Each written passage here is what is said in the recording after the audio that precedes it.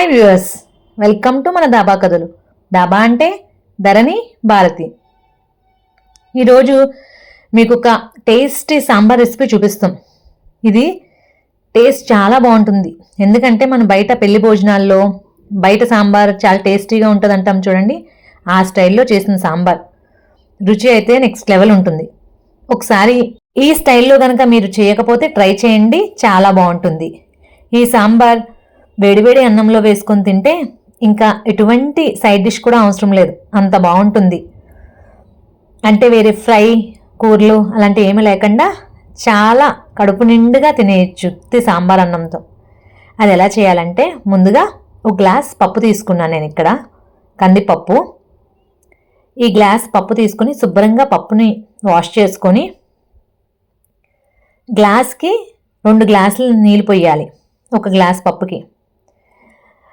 పప్పుని మనం ఎప్పుడైనా సరే కడుక్కొని ఒక 1 అవర్ 2 అవర్స్ పక్కన పెట్టేస్తే ఏ ధాన్యాలైనా సరే వండుకోవడానికి బాగుంటాయి. అలా వండుకుంటేనే అందులోని పోషకాలన్నీ తొందరగా ఉడికి మన బాడీ కూడా అబ్జర్వ్ చేసుకునేలా ఉంటాయి.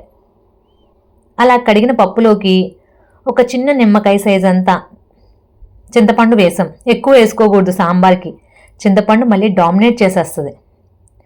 చిన్న నిమ్మకాయ సైజ్ అంతా చింతపండు అయితే సరిపోతుంది. అందులోకి ఒక 1/2 స్పూన్ ఆర్ 1 స్పూన్ నూనె వేసుకొని కుక్కర్ పెట్టేసుకుంటే ఒక 5-6 విజిల్స్ రానిస్తే మెత్తగా పప్పు ఉడికిపోయి ఉంటుంది. అలాగే మన దగ్గర ఏ కూరగాయలు ఉంటాయి ఆ కూరగాయలు మ్యాక్సిమం అన్ని కూరగాయలు కూడా సాంబార్లోకి వేసేసుకోవచ్చు. నేను ఇక్కడ నాకు అవైలబుల్గా ఉన్న ఈ కూరగాయలన్నీ వేసుకుంటున్నాను. నాకు ములక్కాయలు మిస్ అయినాయి. ములక్కాయ వేసుకుంటే చాలా బాగుంటుంది టేస్ట్. మీకు అవైలబుల్గా ఉంటే ఖచ్చితంగా మిస్ చేయకుండా వేసుకోండి. ఆనపకాయ కట్ చేసుకొని నాకు కావాల్సినంత తీసుకున్నాను. అలాగే రాడిష్ కూడా హెల్త్కి చాలా మంచిది. రాడిష్ కొంచెం ఘాటుగా ఉండడం వల్ల ఇలాంటి సాంబార్లో వేసి తినడం వల్ల దాన్ని ఈజీగా తినేయచ్చు. రాడిష్లో చాలా పోషకాలు ఉంటాయి మనకు కావాల్సినవన్నీ. అలాగే సాంబార్లో మనం కోసే కూరగాయల సైజ్ కూడా చాలా ఇంపార్టెంట్. సైజ్ అండ్ షేప్ ఒక్కొక్కటి ఒక్కో రకంగా కట్ చేసుకోవాలి. చూడండి, నేను ఇక్కడ ఆనపకాయలని పొడవుగా కట్ చేశాను, వంకాయల్ని పొడవుగా కట్ చేశా, అలాగే టమాటాలని పొడుగ్గా చిలుకల్లా కట్ చేశా. అదే క్యారెట్కి ముల్లంగికి వస్తే సన్న చక్రాల కింద కోసుకోవాలి. బంగాళదుంపలు కూడా చిన్న ముక్కలు కోసుకోవాలి. సాంబార్లో వేసే బంగాళదుంపలు అంటే పిల్లలకి చాలా నచ్చుతాయి. ఎందుకంటే చాలా టేస్ట్గా ఉంటే ఈజీగా తినొచ్చు. వాళ్ళకి మంచి కార్బోహైడ్రేట్స్ కూడా అందుతాయి వాటి నుంచి. పచ్చిమిరకాయలు అయితే నేను చూపించినట్టు ఇట్లా సైడ్కి కట్ చేసుకుంటే బాగుంటాయి. ఇప్పుడు ఒక ప్యాన్లోకి కొంచెం ఆయిల్ వేసి ఆవాలు, జీలకర్ర, ఎండుమిర్చి, కరివేపాకు ఈ పోపు వేస్తే సరిపోతుంది. అది వేసుకొని అది కొంచెం వేగి ఆవాలు చిటపట్లాడాక అందులోకి మనం క్యూబ్స్లా కట్ చేసుకుని ఉల్లిపాయలు వేయాలి. ఉల్లిపాయలు సన్నగా కట్ చేసుకోకూడదు, చిన్న ముక్కలుగా కట్ చేయకూడదు. ఇలా బల్బ్స్ లాగా కట్ చేసుకుంటే బాగుంటుంది తినడానికి. సాంబార్లో ఉల్లిపాయ కూడా చాలా టేస్ట్ ఉంటుంది, స్వీట్నెస్ ఇచ్చి బాగుంటుంది టేస్ట్. ఇవి కొంచెం వేగాక ఒక్కొక్కటిగా మిగతా కూరగాయలు కూడా వేసేసుకోవాలి. అంటే బీన్స్, వంకాయలు, ఆనపకాయలు, రాడిష్, ముల్లంగి అంటాం కదా అది, అలాగే క్యారెట్ వేసేసుకొని బాగా కలపాలి. జనరల్గా ఈ సాంబార్ని చాలా రకాలుగా చేస్తారు. ఈ రకంగా అయితే పెళ్లి భోజనాల్లో ఈ వెరైటీలోనే చేస్తారు. చాలా టేస్ట్ వస్తుంది కదా. ఇలా ఒకసారి కూరగాయలని వేయించి సాంబార్ చేసుకుంటే టేస్ట్ ఇంకా పెరుగుద్ది. పిల్లలతో ఎక్కువ వెజిటేబుల్స్ తినిపించాలి అనుకుంటే ఇది ఒక బెస్ట్ ఆప్షన్. చక్కగా సాంబార్లో వేసిన వెజిటేబుల్స్ ఎక్కువ కారం ఉండవు కదా, కాబట్టి పిల్లలు ఈజీగా తింటారు. అలాగే వెరైటీస్ ఆఫ్ వెజిటేబుల్స్ వెళ్తాయి వాళ్ళ బాడీలోకి.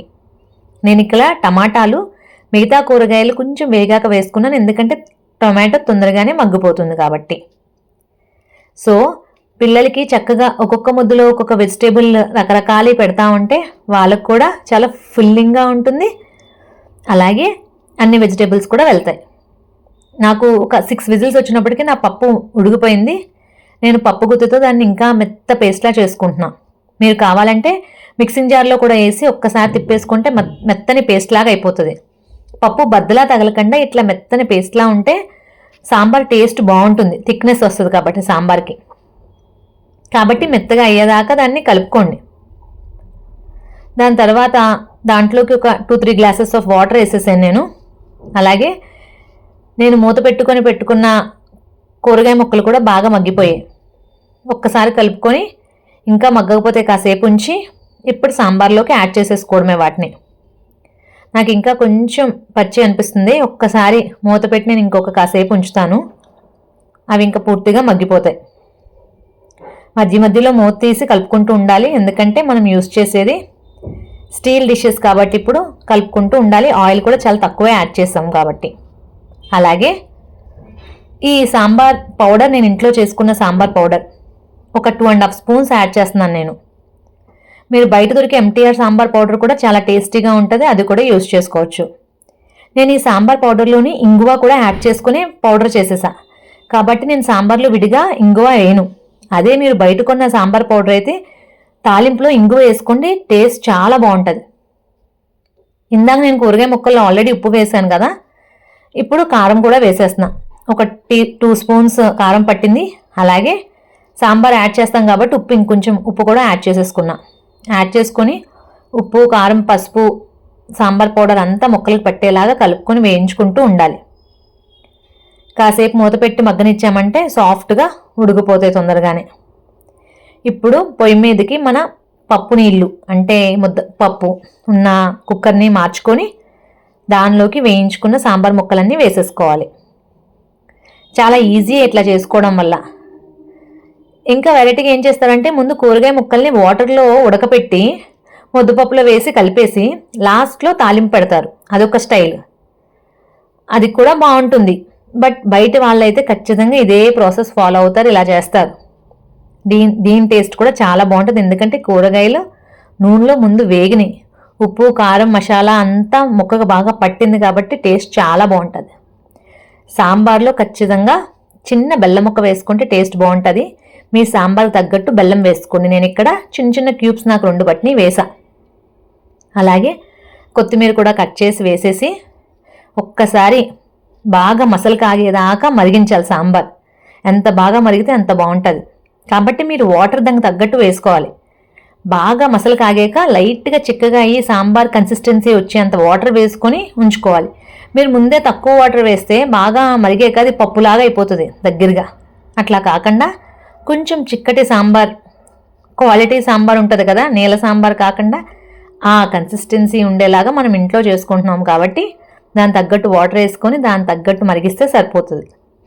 ఇప్పుడు లాస్ట్లో ఒకసారి మళ్ళీ నేను కొత్తిమీర కొంచెం వేసుకున్నా. చూసారా నా సాంబార్ కన్సిస్టెన్సీ ఎంత బాగుందో? అంతే, మన గుమగుమలాడే సాంబార్ రెడీ అయిపోయింది. టేస్ట్ అయితే చాలా చాలా బాగుంది. పక్కన ఒక ఆమ్లెట్ పెట్టుకొని సాంబార్ వేసుకొని తింటే ఇంకెటువంటి సైడ్ డిష్ కానీ కూర కానీ అవసరం లేదు. మార్నింగ్ ఇంట్లో ఇటువంటి సాంబార్ చేసుకుంటే నైట్ టిఫిన్స్ తినేవారు ఇడ్లీ కానీ దోశల్లో కానీ వేసుకున్నా ఈ సాంబార్ చాలా టేస్టీగా ఉంటుంది. కాంబినేషన్ చాలా పర్ఫెక్ట్గా ఉంటుంది. ఎగ్ కూడా తినలేని వారైతే కాస్త ఒడియాలు పెట్టుకొని పక్కన మిర్చి పెట్టుకొని తింటే నెక్స్ట్ లెవెల్ ఉంటుంది. థ్యాంక్ యూ ఫర్ వాచింగ్ అండి. If you like this video please like, share and subscribe. Thank you.